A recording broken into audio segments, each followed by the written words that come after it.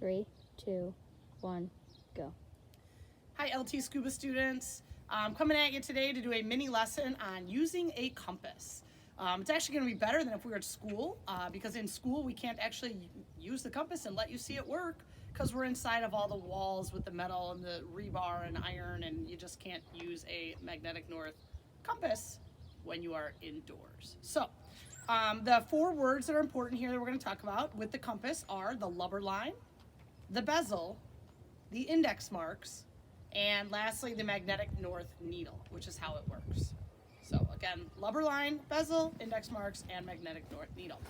Now the first thing I'm going to show you right here is this would actually be your reg that could be hooked up to your tank, and this regulator on one side of it has the PSI, what you're used to, where you can see the tank. But on the other side, there is a depth gauge, so you can see how deep you're diving. And then on the top, there is a compass that is attached to it. All right, so we're gonna learn now how to use the actual compass. First of all, they usually have a retractor on them. These are expensive, but this is so that you do not lose it. So you can hook this on your BCD so it does not drift off in the water. So as you look at the compass, and I'm going to turn it sideways for a minute, it will turn as I turn, all right, and that's good and bad. And as you get close to the compass, Logan's going to come up and go on top of us for a second. Is it in focus? So right here we have a couple different things. First of all, we have the red line down the middle, and that is the lubber line. And this red line, I always say the lubber has to point to your blubber. So when you are underwater, you would actually lock your elbows and you're gonna take both your hands and lay it flat.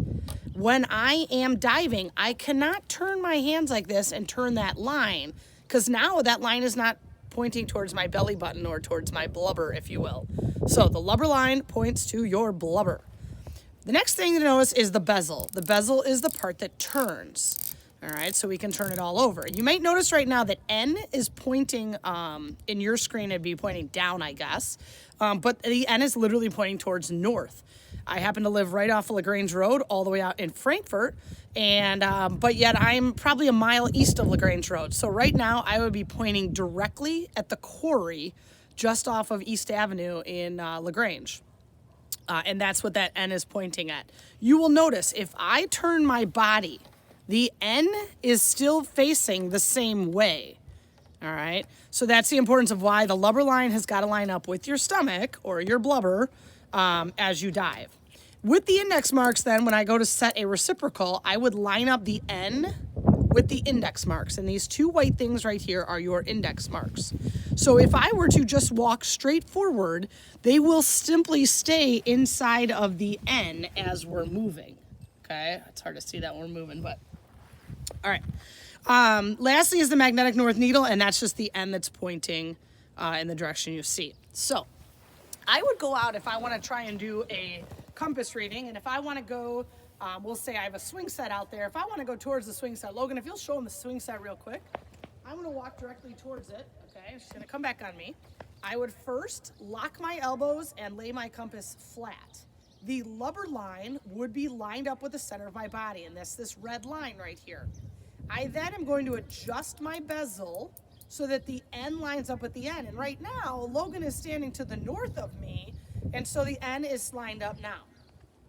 Now I'm gonna actually close my eyes and walk forward. Actually, I'm gonna lie. I'm gonna look up and walk forward, and then when I get there, I'm gonna see if I walked in a straight line or not, based on am I still keeping the N inside of my index marks. So heads up, I'm doing what you would call kick cycles, and a kick cycle is 1 kick with your right, 1 kick with your left. That would be a full kick cycle.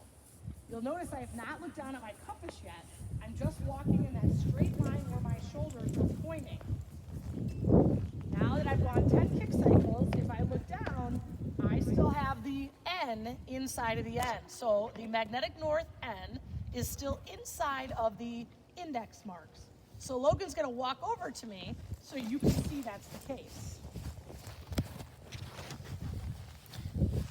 So the red lubber line is still pointing right towards my stomach, but yet the two ends with the index marks are lined up. That would be called doing a reciprocal. So again, we're going to come back over a reminder on the 4 words as we look at our compass. We have the lubber line. On this compass, it happens to be a red line. On some compasses, though, it happens to be a double red line. We have the bezel. So here's your lubber line. The bezel is the part that turns. We have the index marks, and the index marks on the north side, there's 2 of them. If you actually look to the south side, they can just be a single S. And then, of course, we have our magnetic north needle, and that is on the inside. And a compass does not work properly unless we have it laying flat. So that is so important when we are actually using it. That's the mini compass lesson for today. Have a great day.